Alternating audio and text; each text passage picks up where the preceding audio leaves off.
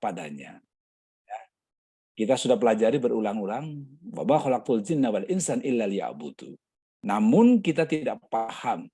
Ya, banyak orang mengartikan semua kegiatan, semua tarikan nafasnya, semua perjalanannya itu untuk memenuhi hawa nafsunya. Oleh karenanya rugi sekali kalau kita ya tujuan hidupnya untuk mengembarakan hawa nafsunya. Apa sih mengembarakan hawa nafsunya? Ini kadang-kadang berulang-ulang, tapi kita lupa mengembarakan nafsunya itu keinginan dirinya, tetapi tidak disadarkan inna amalu biniyat. Keinginan dirinya tidak disadarkan kepada tujuan Allah menciptakan manusia.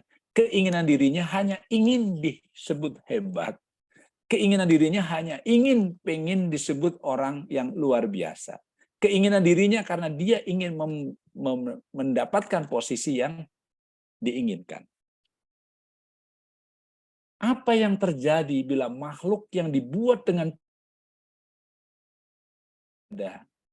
agar ia taat pada penciptaannya, namun ia memilih taat pada nafsunya? Apa yang terjadi? Berantakan.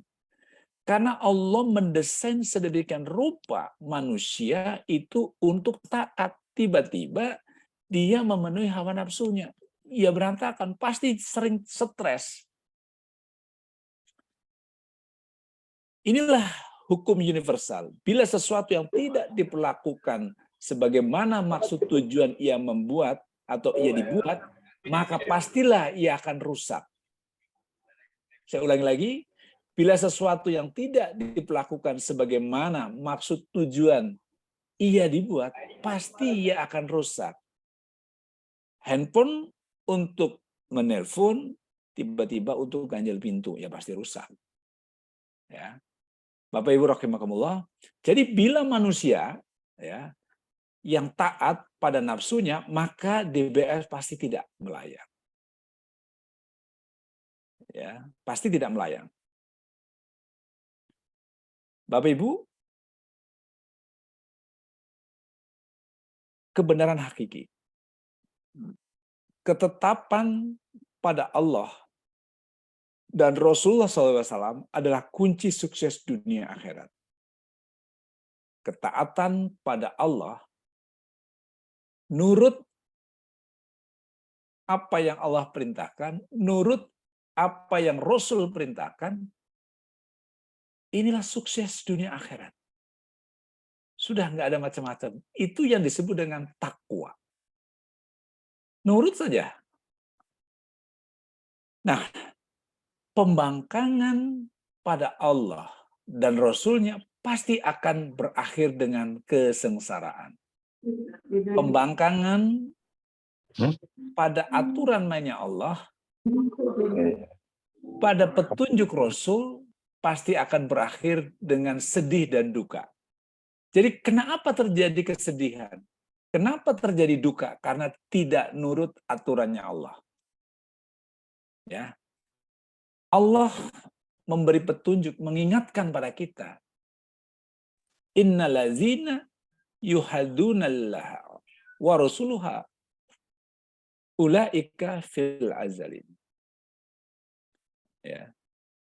Jadi innalazina, sesungguhnya orang-orang ya. Orang-orang yang apa? Yuhadunallaha. Yang menentang Allah. Wa rasuluhu, dan rasulnya. Ulaika fil azalin. Mereka termasuk orang-orang yang sangat hina.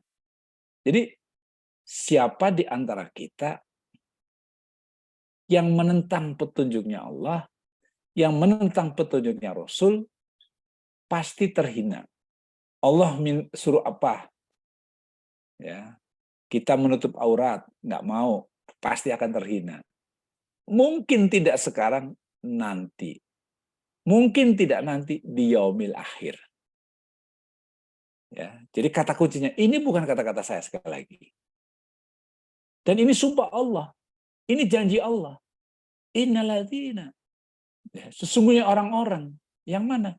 Yuhadunallah. Yang menentang Allah. Siapa yang berani menentang Allah? Pasti akan hina. Bapak Ibu, ini janji Allah berikutnya. Ya. Barang siapa yang mentaati Allah dan Rasulnya, mereka itu akan bersama-sama dengan orang yang dianugerahi nikmat dari Allah. Ya, ini janji Allah. Ya. Jadi, waman yu'wadillah. Ya. Dan barang siapa yang menaati Allah, wa Rasuluh, ya, dan ulaika ma'alladzina an'amallahu, ya.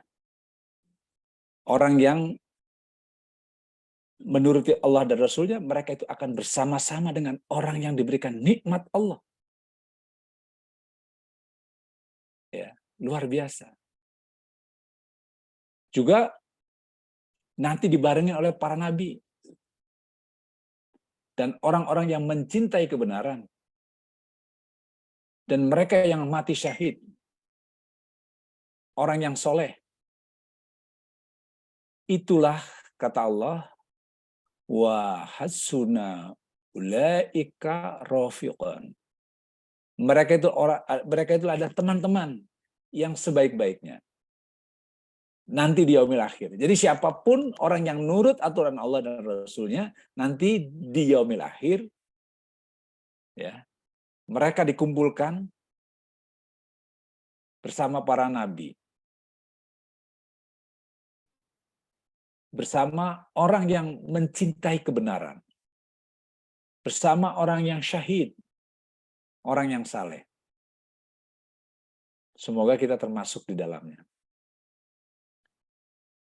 Setuju nggak kira-kira Bapak Ibu sekalian? Kita belajar agama tujuannya adalah agar mampu taat padanya. Jadi kalau Bapak Ibu, pertemuan kita hari ini hanya satu. Kita ingin taat pada Allah. Tidak ada yang lain. Setiap kita mempelajari Al-Quran dan As-Sunnah tujuannya agar aku taat pada aturannya Allah. Ilmu agama itu sangat luas dan tidak bertepi. Dari ujung bumi satu planet bumi dan planet-planet lainnya. Sangat luas. Mempelajari ilmu agama, kira-kira dari mana harus memulainya? Karena sangat dan begitu luasnya. Mempelajari ilmu agama, mulailah dari ilmu yang bila kita mati dapat menjamin masuk surga. Saya ulangi lagi. Jadi karena ilmunya sangat luas, ilmu Allah itu begitu luas, ada ilmu nahwu syaraf, ada ilmu bahasa, ada ilmu bahasa Jepang, ada ilmu bahasa Inggris, ada ilmu bahasa Cina, ya. Ada ilmu astronomi, ada ilmu kelautan, ada ilmu bumi, ilmu astronomi, ilmu manajemen, ilmu akuntansi, ilmu kesehatan, begitu luas. Itu bisa didekati dengan semua, dengan ilmu-ilmu agama.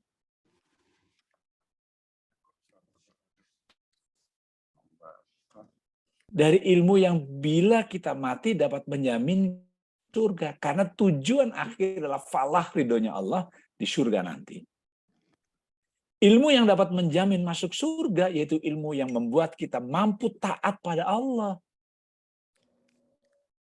Hari ini Bapak Ibu sekalian, pertemuan kita hari ini mengusik, mentafakuri agar kita taat pada Allah.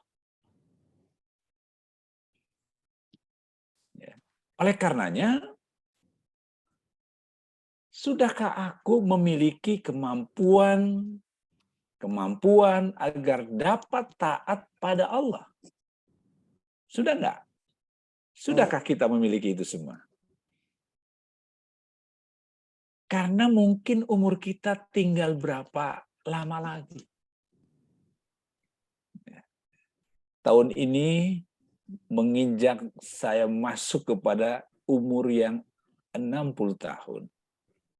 Rasulullah usianya 63 tahun.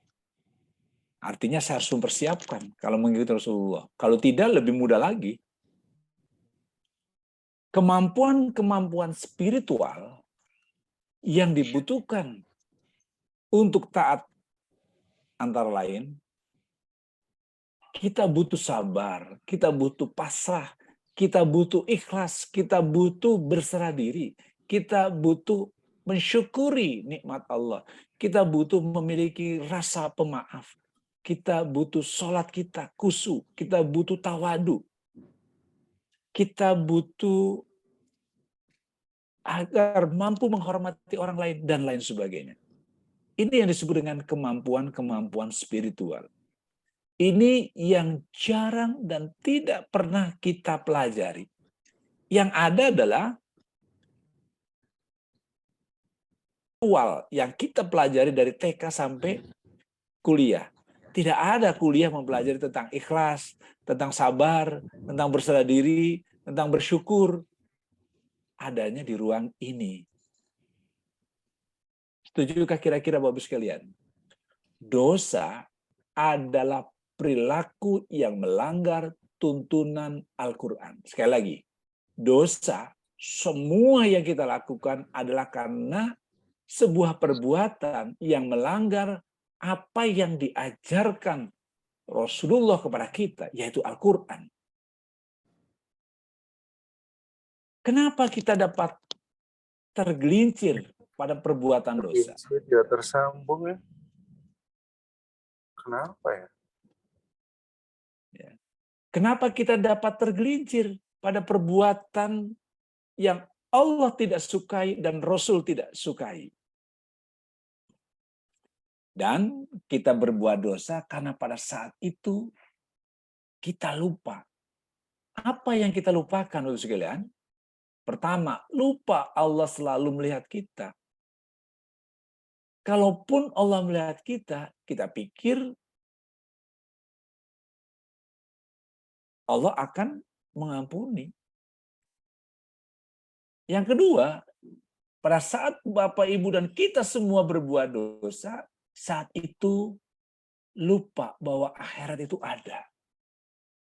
Saat itu lupa bahwa ada hari pembalasan.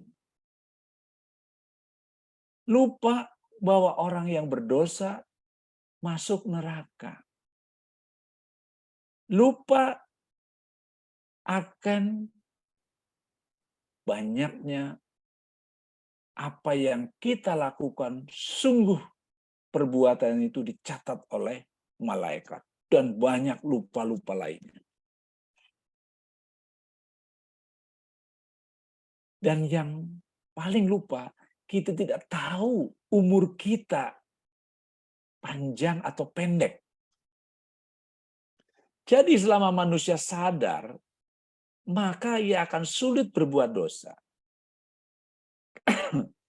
Kalau manusia sadar, dia tidak akan melakukan segala sesuatu yang menjadikan Allah murka.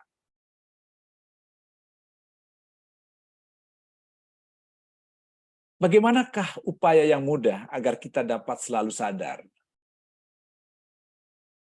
Agar semua yang kita lakukan, kita memiliki kesadaran. Tentu mengingat mati akan membuat kita waspada. Itu adalah peluru Jepang yang secara luas yang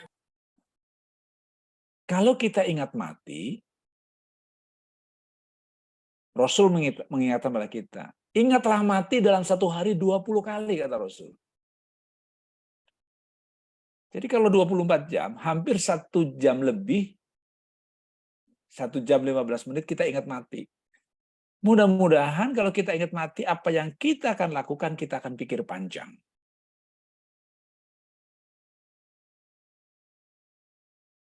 Abu Hamzah Al-Khurasani, beliau mengatakan, barang siapa telah merasakan ingat kematian, maka Allah akan menjadikan ia senang mencari pahala dan benci terhadap dosa. Ya. Orang yang ingat mati, maka dia akan merinci perbuatan-perbuatan yang akan membekali dirinya untuk masuk ke surga. Ya Rasulullah, apakah ada orang yang dikumpulkan bersama para syuhada di akhirat? Ya ada. Siapa? Yaitu orang yang selalu mengingat mati 20 kali dalam sehari. Kenapa mereka dikumpulkan dengan para syuhada? Karena sulit dia melakukan keburukan, kata Rasul. Dan manusia yang paling cerdik ialah yang terbanyak mengingat kematian, serta terbanyak mempersiapkan untuk menghadapi kematian. Ya, mereka itulah yang benar-benar cerdik. Dan mereka akan pergi ke alam baka dengan membawa kemuliaan dunia serta kemuliaan akhirat. Jadi Allah katakan cerdik. Kenapa? Banyak dari kita melakukan segala sesuatunya, tidak ingat kematian, rasanya kita akan hidup 1000 tahun, mengerjakan keburukan, dan pasti nanti Allah akan ampuni. Sayyidina Ali bin Abi Thalib menyatakan, coba perhatikan dirimu dengan baik-baik. Tidak lama lagi kamu akan mencapai tujuan akhir semua manusia, yaitu terbujur kaku dan di bawah lapisan tanah. Segala perbuatanmu akan diperlihatkan kepada dirimu di padang mahsyar nanti. Ya.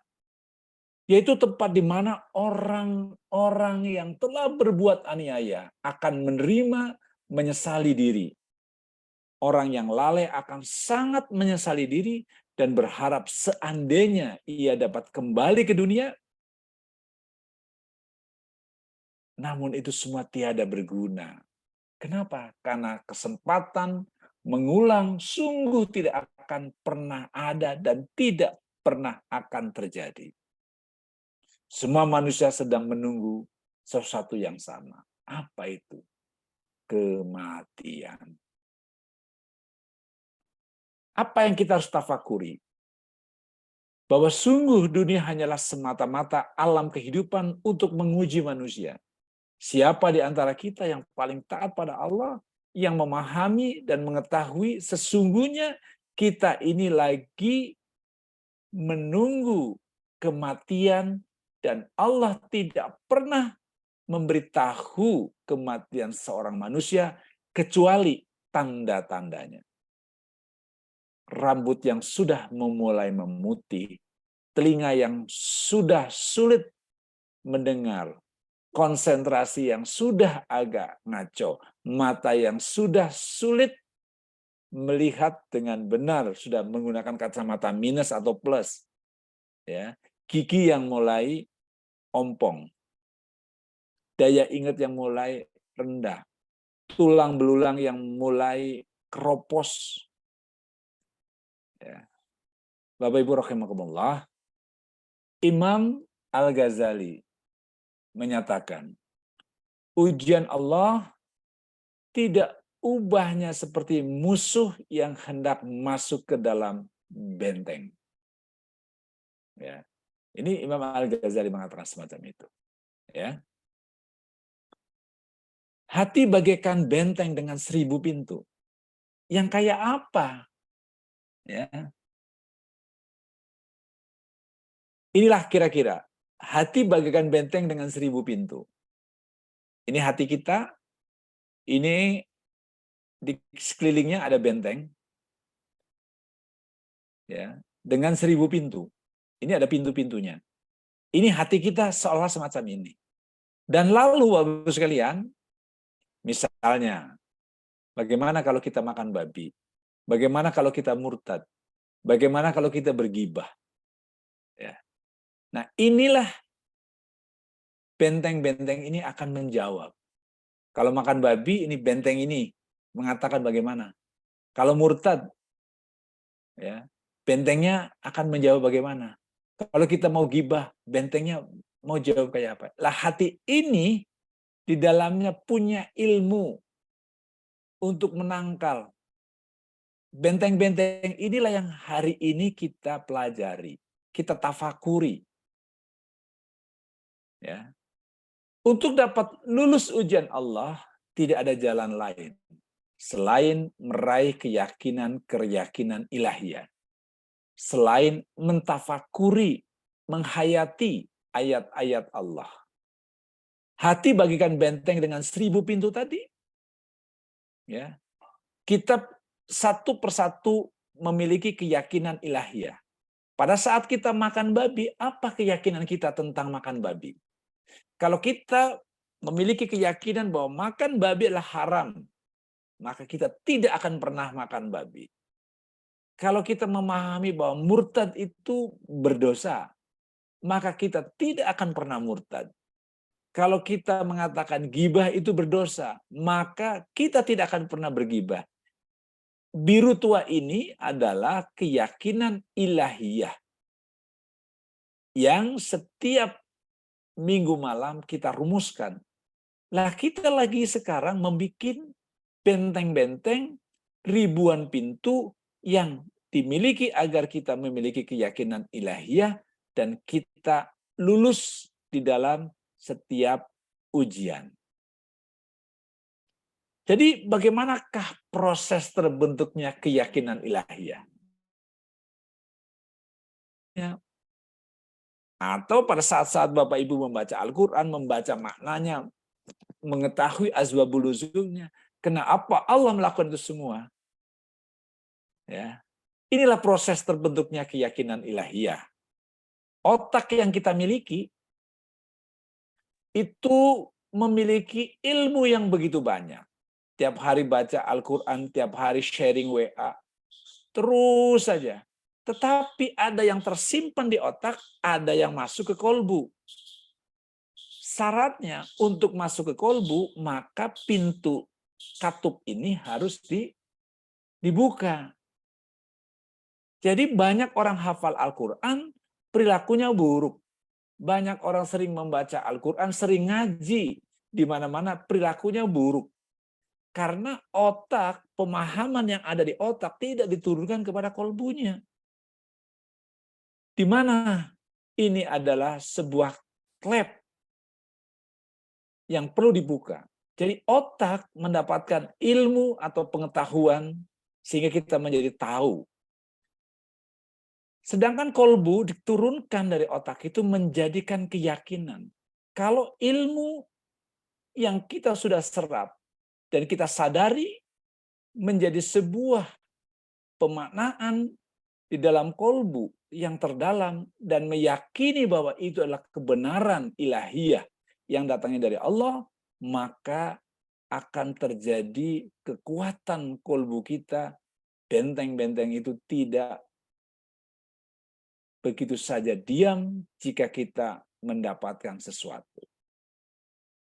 Atau kita mendapatkan pengalaman langsung dari berbagai peristiwa. Atau kita dalam sehari-hari mentafakuri ayat-ayat Allah, baik ayat kauniyah maupun ayat qauliyah. Atau wawasan yang terus berkembang. Jika ini semua dibuka katup ini, maka terjadi penurunan dari otak ke kolbu. Sunatullahnya, kualitas keyakinan ilahiyah yang tumbuh sangat tergantung pada kualitas kolbunya. Saya ulangi lagi.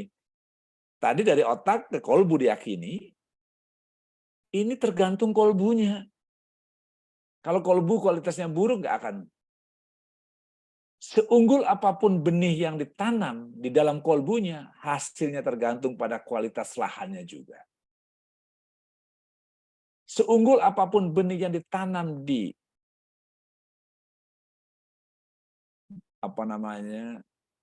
lahan,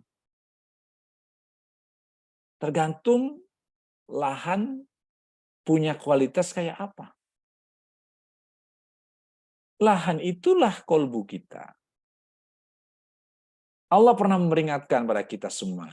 Sesungguhnya beruntunglah orang yang mensucikan jiwanya itu. Dan sesungguhnya merugilah orang yang mengotorinya. Ya, ini peringatan Allah. Siapa kita mengotori dan membersihkannya dari kolbu itu? Apa yang akan dicari dalam hidup di dunia ini, Bapak sekalian? Kita hidup sebentar.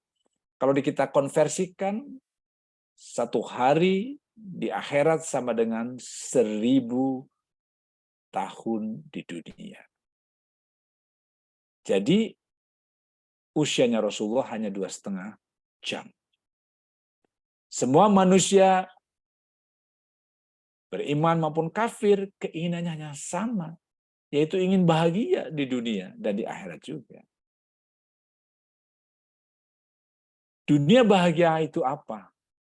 Bagaimana caranya agar kita hidup di dunia bahagia? Agar tidak ada rasa khawatir, tidak gelisah, dan tidak bersedih. Dan bagaimana di akhirat agar kita mendapatkan surga? Agar kita mendapatkan kenikmatan yang paling puncak yang disebut dengan falah.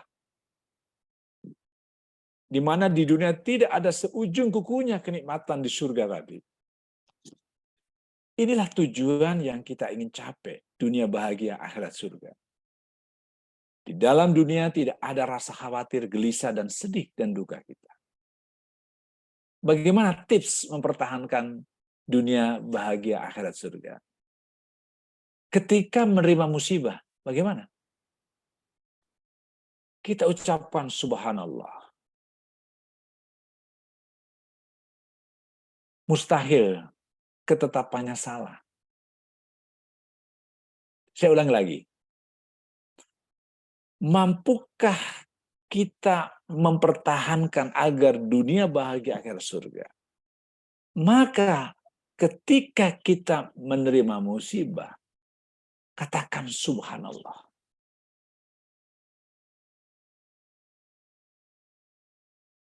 Mustahil ketetapannya itu salah. Pada saat kita hari ini tidak mendapatkan sesuatu yang kita inginkan, kita katakan subhanallah. Karena apa? Allah sudah tetapkan atas apa yang terjadi pada hari ini, kemarin, dan nanti ke depan. Ketika muncul rasa takabur, ya, alhamdulillah, aku tidak punya kebisaan. Jadi pada saat Bapak Ibu muncul rasa bangga atas apa yang kita miliki, apa yang kita pernah lakukan, ya, katakan alhamdulillah. Aku tidak punya kebiasaan. Aku tidak memiliki apapun. Karena hanya Allah.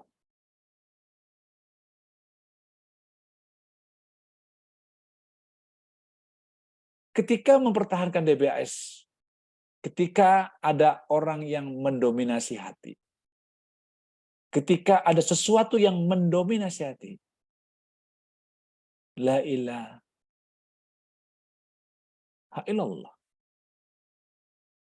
Tidak ada Tuhan, tidak ada ilah selain Allah.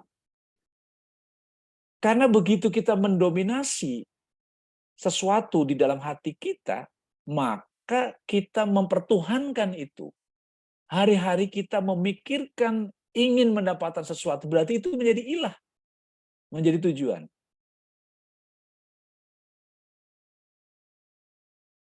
Ketika dihantui rasa takut, Allahu Akbar. Allah Maha Besar. Aku hanya takut pada yang lebih besar dari Allah. Tidak ada yang lebih besar dari Allah. Inilah tips untuk mempertahankan kita tetap bahagia dunia akhirat. Ya. Yuk kita bercermin pada diri. Takut atau rindukah aku untuk bertemu dengan Allah? Wah, ini pertanyaannya. takut, ya maksudnya takut mati, atau rindukah aku untuk bertemu dengan Allah?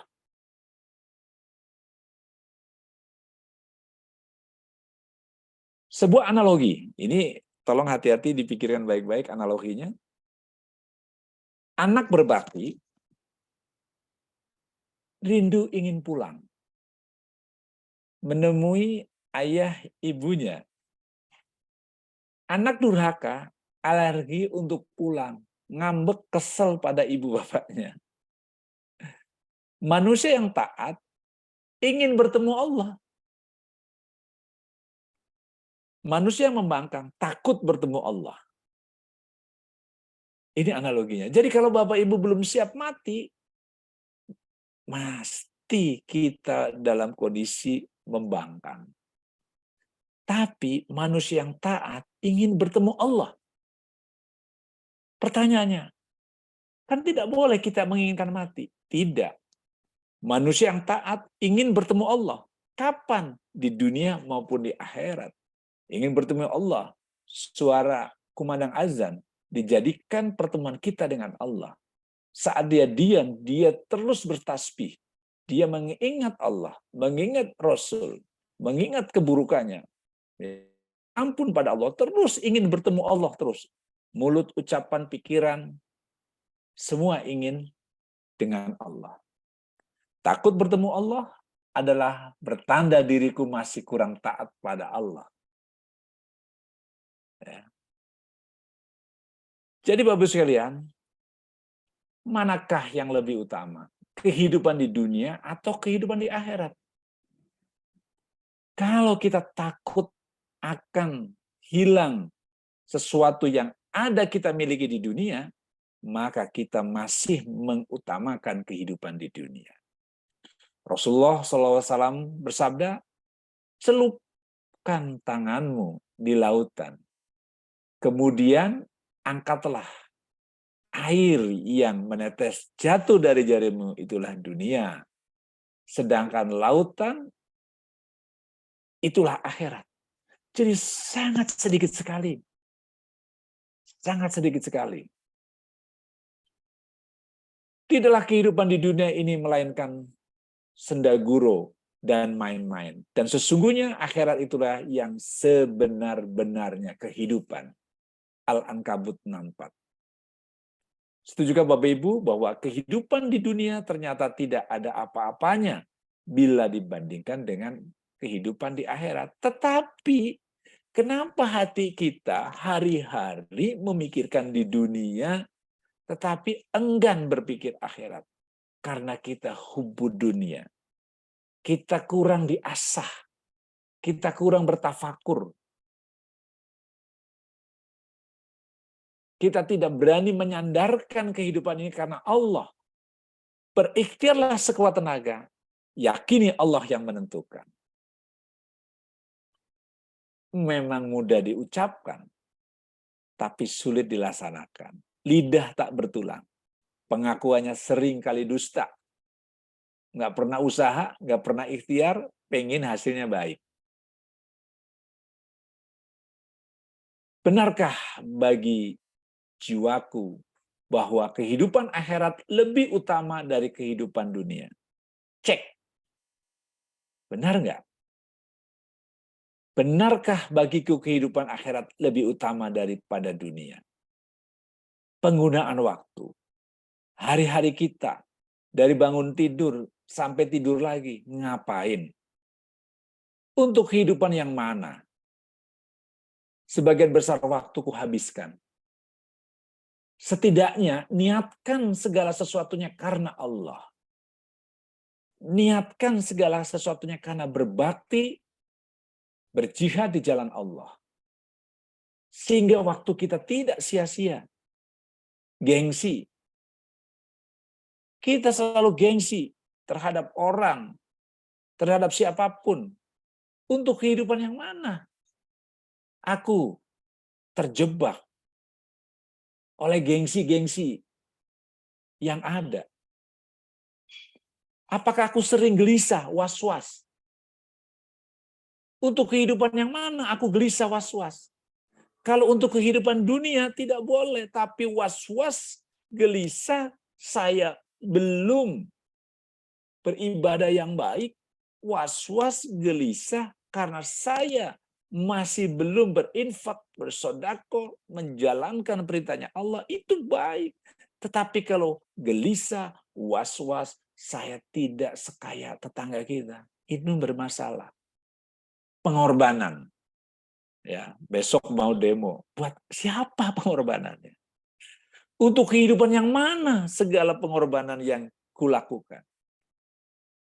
Jangan pengorbanan waktu, uang, tenaga untuk berbangga diri.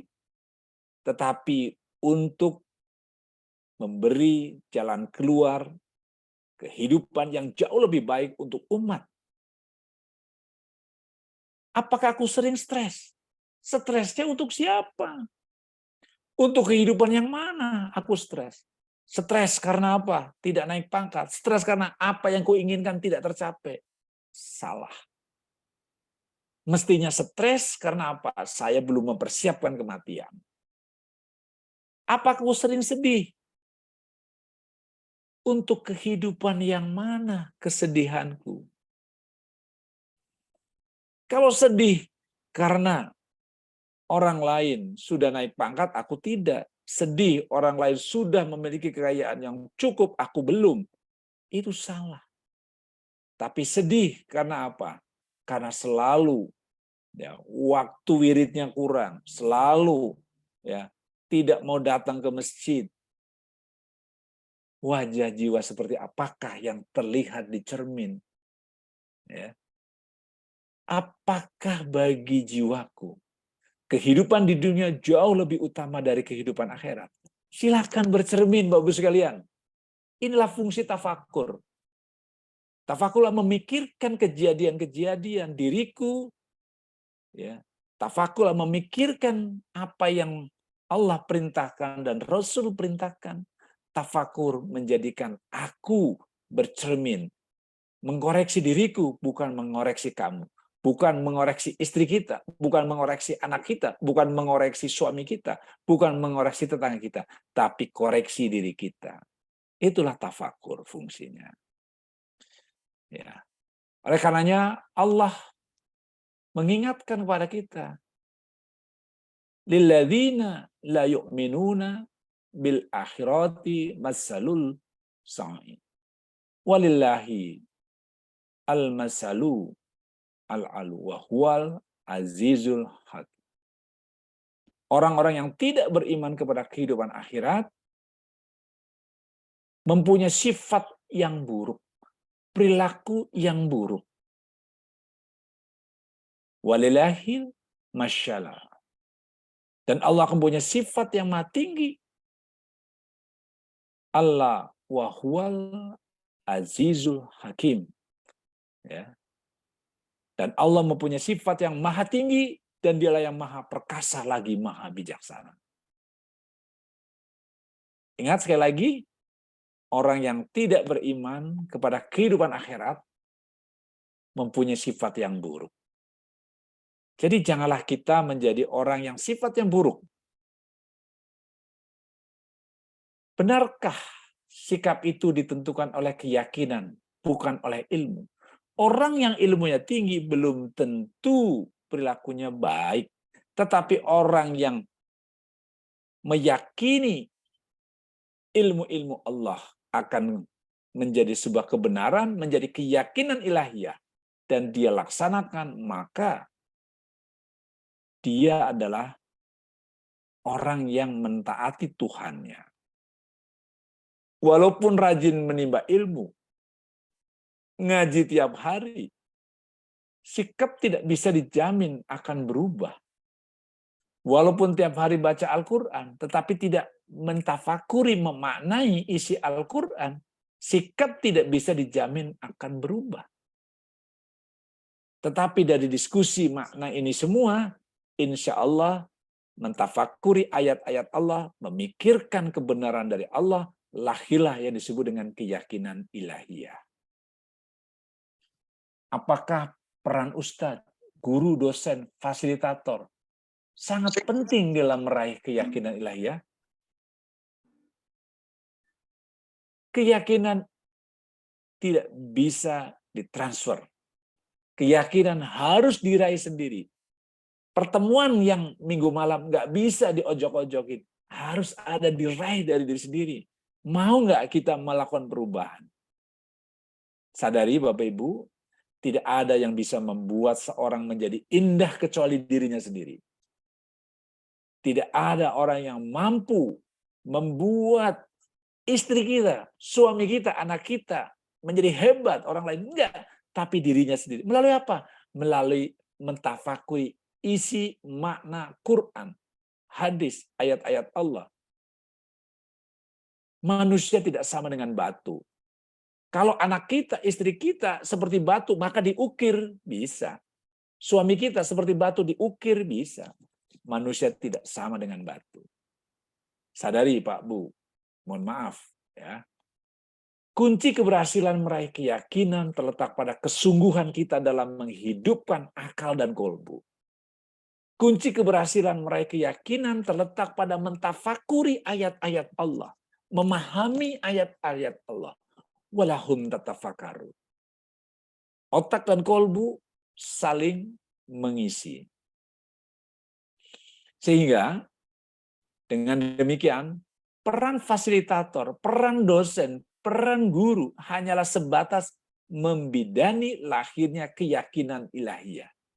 Peran saya di sini membidani lahirnya keyakinan ilahiyah pada Bapak Ibu sekalian. Karena saya bukan ustadz, saya bukan nabi, saya bukan kiai. Saya hanya memfasilitasi, mendorong, membidani lahirnya keyakinan ilahiyah. Kita paham ada Abu Bakar, ada Abu Lahab saat itu. Ya. Di Mekah zamannya Rasulullah. Apa yang disampaikan oleh Rasul, oleh Nabi pada Abu Bakar, sama juga yang disampaikan pada Abu Lahab. Beliau sesungguhnya dua-duanya orang dekatnya Rasul.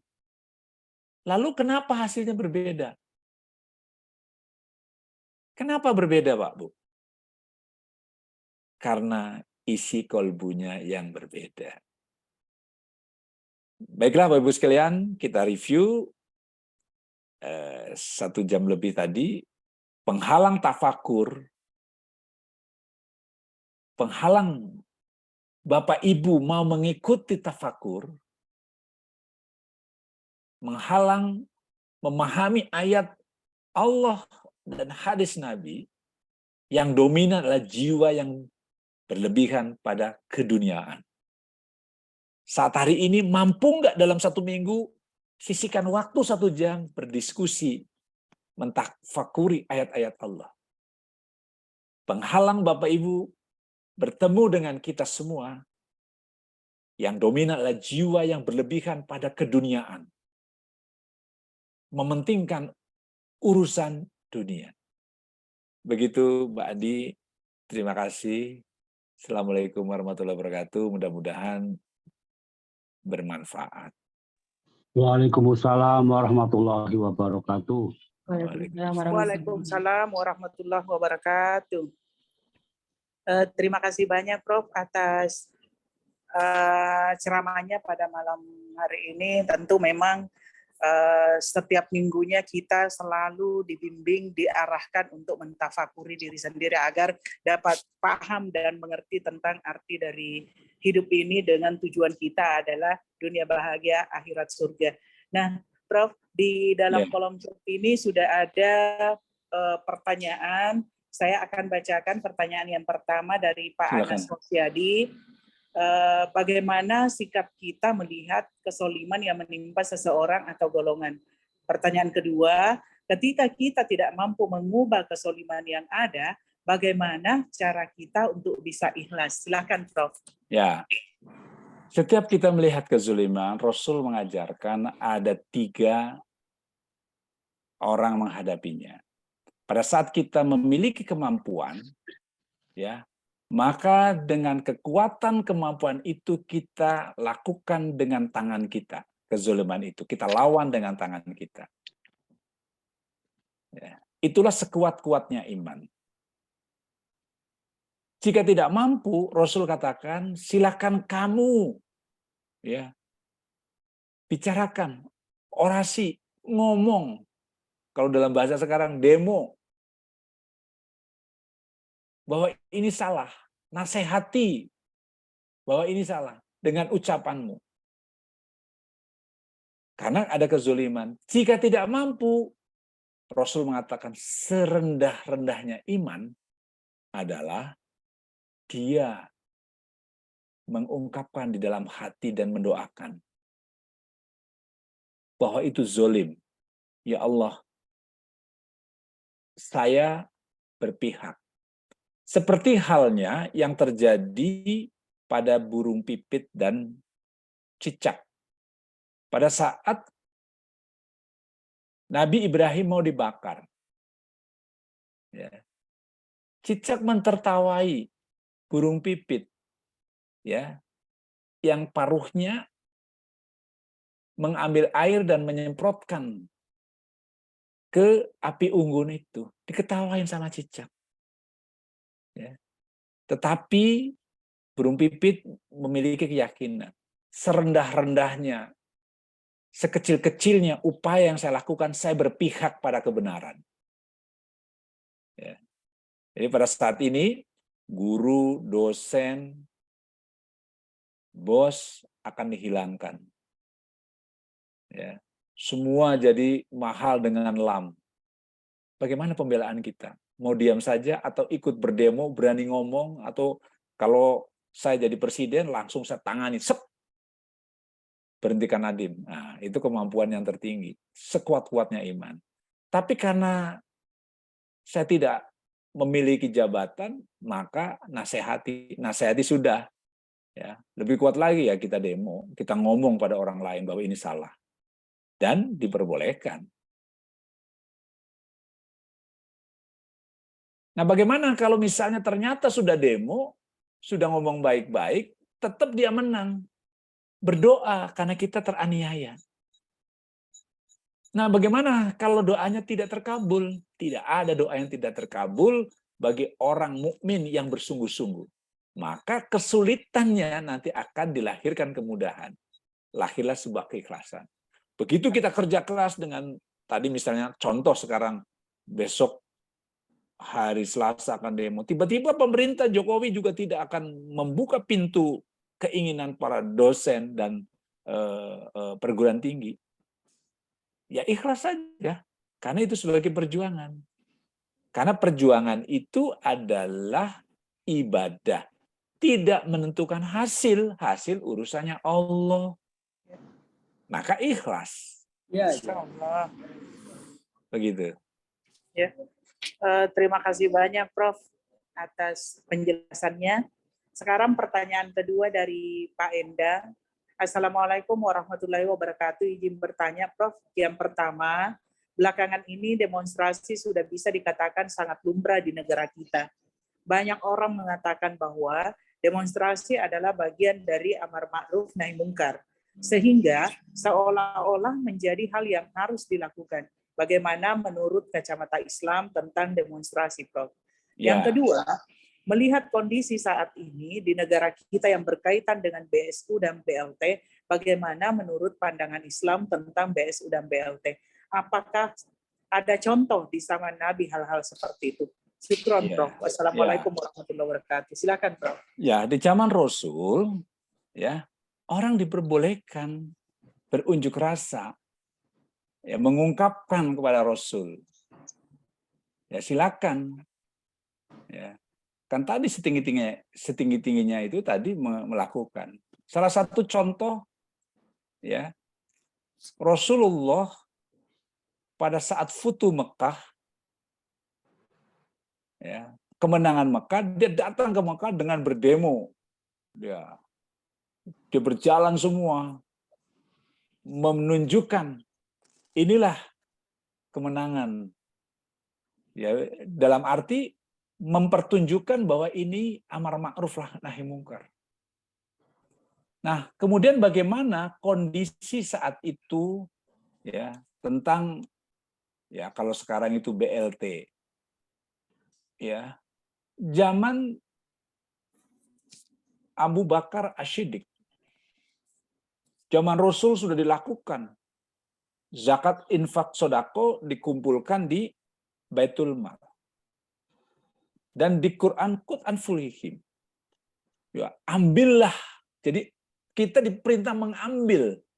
Mengambil untuk apa? Mengambil semua zakat, infak, sodako bagi orang-orang yang tidak mengeluarkan zakat, infak, sodako. Dipaksa. Di zaman Umar lebih keras lagi. Orang-orang yang kaya ya, diminta dalam paceklik, diminta mengeluarkan uang banyak untuk BLT tadi, BSU tadi, dibagi-bagikan. Jadi sudah dilakukan zaman Rasul. Dan Islam itu yang mengajarkan, minimal 2,5% kita keluarkan. Jadi kalau di Islam tidak ada BLT namanya, artinya ada 8 asnaf yang wajib diberikan. Makanya, mohon maaf Bapak-Ibu sekalian, kenapa saya meminta KIP itu diberikan kepada perguruan tinggi kecil? Karena sesuai dengan ajaran Islam, perguruan tinggi yang besar, mestinya dia sudah mampu memberikan beasiswa kepada fakir miskin. Kan kalau perguruan tinggi kecil memang kesulitan. Tetapi kalau saya ngomong orang yang tidak memahami Islam, loh kenapa gitu? Kan tidak adil. Perguruan tinggi yang besar juga dikasih besar, perguruan tinggi kecil dan dikasih kecil. Ya, ini salah. Mohon maaf. Karena nggak ngerti konsep Islam. Konsep Islam itu adalah memberi sama memahami. Perguruan tinggi yang rezekinya banyak, kasih zakat, infak, sodako, beasiswa yang banyak. Nggak usah membantu dari pemerintah. Ya. Akhirnya ya orang jadi tidak empati dan tidak simpati. Nah kalau pemerintah cerdas, ya, kalau L2 Dikti cerdas, kan yang menentukan juga L2 Dikti.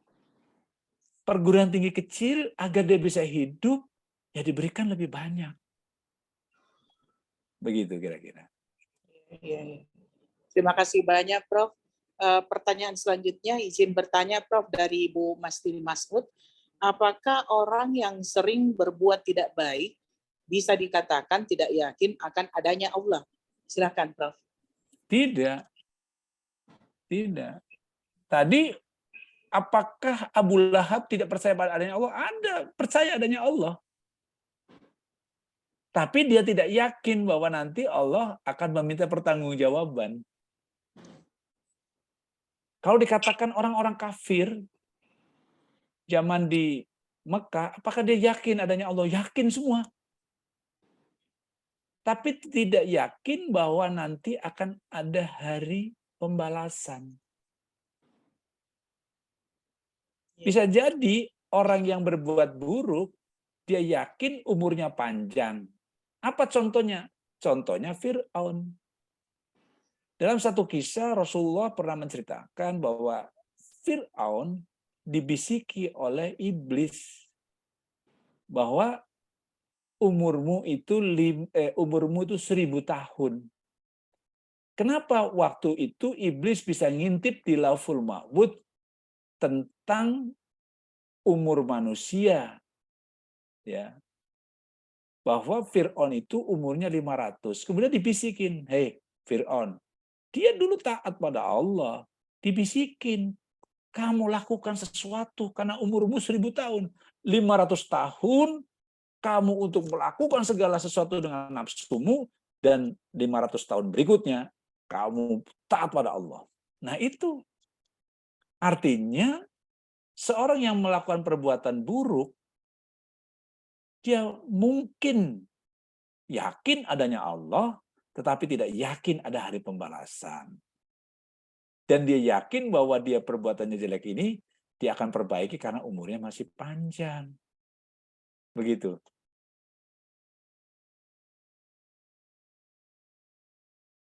Begitu, Mbak. Mbak Andi. Masya Allah, maaf. Terima kasih banyak, Prof. Pertanyaan selanjutnya dari Bu Risma Haris. Bagaimana menghadirkan rasa ikhlas dalam diri? Apakah rasa ikhlas dibarengi beberapa momen yang masih teringat dan merasa kekecewaan yang muncul itu lumrah? Mohon pencerahannya. Silakan, Prof. Ya, gini. Lumrah bagi orang yang belum berlatih dengan konsep tafakur. Tapi semakin kita belajar, kolbu kita akan terasah. Ibarat kemarin misalnya saya menghitung, berapa jawabannya? X pangkat ya 2 cos 90 ya log X cos 90. Berapa jawabannya? Nah, saya tahu X pangkat 2. Misalnya gitu. Itu bisa karena kita terlatih. Misalnya X log X pangkat Y. Berapa hasilnya? Y misalnya. Berapa? B Y log Y pangkat 3. Jawabnya X pangkat 3. Kenapa bisa? Karena berlatih. Saya mendapatkan musibah. Baru pertama kali pasti tidak ikhlas. Yang kedua tidak ikhlas. Yang keempat tidak ikhlas. Karena nggak punya ilmunya. Begitu dapat ilmu, kena musibah, terlatih. Oh, ikhlas, ini semua dari Allah. Kemudian yang kedua, kena lagi musibah. Ikhlas. Nah, bagaimana agar muncul rasa lumrah? Contoh, misalnya, ini Bu Risma ya. Contoh, Bu Risma lagi tidur. Kemudian ada putrinya yang kecil, umur 1,5 tahun. Bawa dot, isinya susu. Kemudian mukanya Bu Risma dikecrot-kecrotin dot. Mukanya basah oleh susu. Begitu melihat putri cantiknya itu, marah tidak? Tidak. Tidak, karena lumrah anak kecil. Ya. Tapi begitu lagi tidur, kemudian suaminya ngecrot-ngecrot itu, wah bangun tidur langsung marah itu. Artinya kekecewaan, rasa lumrah dan lain sebagainya itu pahami bahwa semua manusia di dunia itu ada yang baik, ada yang buruk. Pada saat kita memahami, kemudian kita ketemu dengan orang buruk, kita tenang-tenang saja. Kan sudah tahu rumusnya ada orang buruk. Oh, kita lagi ketemu seorang buruk, ya biasa-biasa aja. Tapi karena kita bodoh, tidak pernah mentafakuri ayat-ayat Allah, begitu ada orang buruk, kita langsung kesel. Karena kita nggak paham. Iya. Begitu, Bu. Ya. Ternyata harus tahu ilmunya dan banyak latihannya, Prof. Ya. Iya, latihan. Untuk bisa ikhlas, Masya Allah. Ini latihan. Bagaimana kita disebut sebagai as-sobirin, orang sabar, terus kita tidak pernah kena musibah, ya nggak bisa sabar lah. Begitu. Terima kasih banyak, Prof. Jadi, tapi sebenarnya, Prof, meskipun kita selalu ada latihan, tetap juga harus selalu diingatkan, Prof. Karena kadang-kadang kalau kita hanya membaca saja itu sambil lalu, artinya tidak masuk di kalbu. Tetapi dengan pencerahan seperti ini, itu betul-betul bisa meresap ke dalam kalbu kita. Nah, ketika ada musibah, ada cobaan, atau ada apapun, kita langsung teringat, ini dari Allah, ini datang, ini harus ikhlas ini. Jadi, terima kasih banyak Prof atas pencerahannya pada malam ini. Alhamdulillah, semoga semua apa yang disampaikan ini kita bisa mengambil hikmah dan mentafakurinya untuk sampai kepada DBAS itu nantinya. Sebelum ditutup, apakah ada yang ingin bertanya secara langsung? Disilakan dengan hormat sebelum ditutup. Oke, saya kira demikian Prof pada malam hari ini. Terima kasih banyak atas segala pencerahannya. Sebelumnya ditutup dengan doa akhir majelis. Silakan Prof. Baik Bapak Ibu, sebelum ditutup saya ingin cerita sedikit. Ini nggak masuk Pak Cuk ya. Biasanya beliau masuk. lagi sakit. Usia beliau 75 tahun. Ya, beliau staf saya dan mungkin ikut tafakuran ini udah berapa puluh tahun gitu. Ya. Terus apa yang diceritakan beliau diceritakan oleh istrinya. Ya. Bahwa suaminya ini dulu ya ketua PTP, dia kemana-mana bawa pistol dulu. Kalau ngambuk luar biasa. Ini kalau ada Pacuk sana cerita, kalau suka cerita begitu. Begitu ikut tafakur dia nggak ngerti. 1 tahun itu nggak ngerti. Pas 2 tahun dia renungkan langsung berubah. Itu berubahnya luar biasa. Beliau 15 tahun ya menjadi sekretaris saya di DKM. Hidup matinya untuk Allah luar biasa. Sekarang beliau lagi sakit, mudah-mudahan Allah memberikan kesembuhan yang hakiki. Usia beliau udah 75. Termasuk Pak Badri ya ini yang tadi menyurati saya. Ya, saya juga suka mengisi di masjid beliau ya. Nah, tadi beliau menyurati saya baru dapat bahwa beliau mau diskusi ya, karena beliau udah sepuh, udah 83 tahun. Jadi memang saya mengisi di beberapa masjid yang orang-orang usianya sudah luar biasa berumur ya, tetapi mereka menyadari Bapak Ibu ikutilah pelan-pelan ya, maknanya pelan-pelan aja dulu, nanti itu akan cepat merubah dari diri kita. Yang paling mudah sekarang adalah setiap ada nafsu yang ada diri kita, terutama kepada suami, terutama pada istri, kita mulai menahan, mulai berpikir gitu. Nanti akan terlihat hubungan kita dengan anak kayak apa, dengan suami kayak apa, kemesraan kita pada anak, pada suami, itu akan terlihat kalau Bapak Ibu mendengarkan pelan-pelan tentang konsep ini. Jadi Bapak Ibu sekalian, kita indah hidup di dunia. Jadi jangan orang pengen kaya, pengen punya cucu banyak, pengen punya anak banyak. Semua sudah diatur sama Allah, nikmati gitu loh. Nikmati gitu. Nah, pada saat kita menikmati itu, maka kita mulai memahami betapa indah Allah memainkan peranan kita. Kira-kira begitu. Baik, teman-teman, kita... Halo? Ya. Assalamualaikum. Waalaikumsalam. Ya, silakan. Halo. Dari Pak Ini. Oh, Pak Isamin. Aduh, saya baru dapat suratnya, Pak. Sorry, saya belum bisa. Ya, kapan saya bisa sowan? Ya, Pak. Besok saya ke Jakarta. Pak Budi, Ya. itu ada perkataan takut gitu ya. Itu di dalam Al-Baqarah 38 itu ya. Terus di bawah ayat 74-nya Khosyah. Halo, Bapak Ibu, tolong Pak. dikasih. Pak. Khosyah. Putus-putus, Pak. Jadi ada terjemahan takut itu dalam bahasa Arabnya itu ada khauf dan khosyah. Oh jadi ya. tolong digali dulu apa bedanya antara khauf dan khosyah. Oh ya. Ya. Boleh Pak, nanti besok kita bahas di minggu depan tentang itu, bahwa rasa takut itu ada 2 garis besarnya. Takut terhadap diri ya, terhadap diri yang menghadapi kehidupan dunia, dan rasa takut terhadap kehidupan akhirat. Itu secara garis besarnya nanti kita bahas kalau nggak salah di pertemuan 78 nanti kita akan bahas itu secara detail. Ya, terima kasih. Ya, Bapak Ibu sekalian. Assalamualaikum warahmatullahi wabarakatuh. Ya, insya Allah. Ya, Waalaikumsalam. Saya menunggu kapan habis saya besok Pak. Ya, boleh Pak. Insya Allah hari Jumat Sabtu depan saya ada di Bandung. Insya Allah.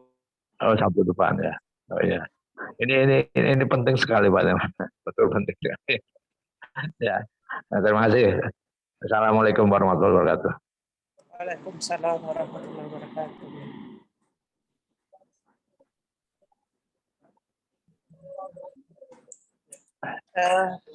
Mungkin ada gangguan Prof atau saya yang gangguan ini?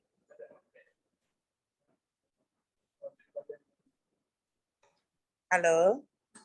Halo, sudah selesai sepertinya, Bu. Ya? Sudah selesai sepertinya, Bu. Silakan dilanjut. Ya, silakan Prof. Sepertinya Prof ada gangguan barangkali ya.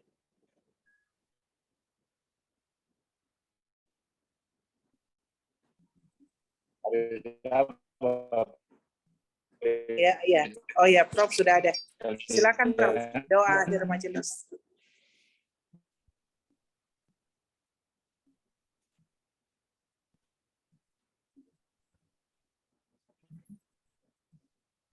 Halo. Sepertinya beliau ada gangguan jaringan barangkali Bu Risma ya. Iya.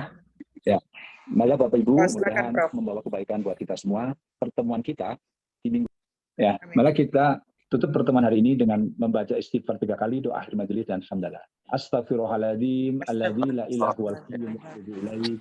Astaghfirullahaladzim alladzi la ilaha wal qayyum wa atubu ilaih. Astaghfirullahaladzim alladzi la ilaha wal qayyum wa atubu ilaih.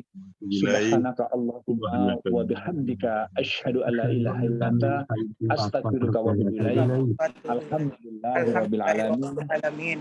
Wabillahi taufiq wal hidayah. Assalamualaikum warahmatullahi wabarakatuh. Waalaikumsalam warahmatullahi wabarakatuh. Saya Satimin, Kak Udin. Terima kasih banyak.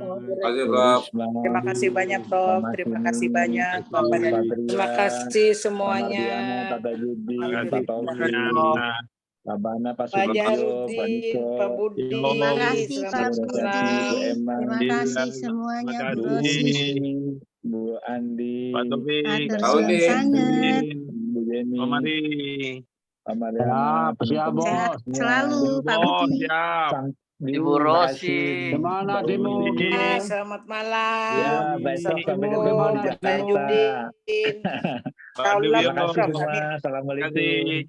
Ketemu tanggal 7 Gimana Demo? Hah? Siap. Ketemu tanggal 27, Bu Rosi, 27 Pak Budi. semua ya. Istana. Ya, siap. Istana semua. Istana. Siap, lagi bikin sepanduk, Ya. Kita yang berdoa. Terima kasih. Izin ditutup Bapak Ibu. Assalamualaikum. Ya, makasih. Assalamualaikum warahmatullahi wabarakatuh. Sama-sama.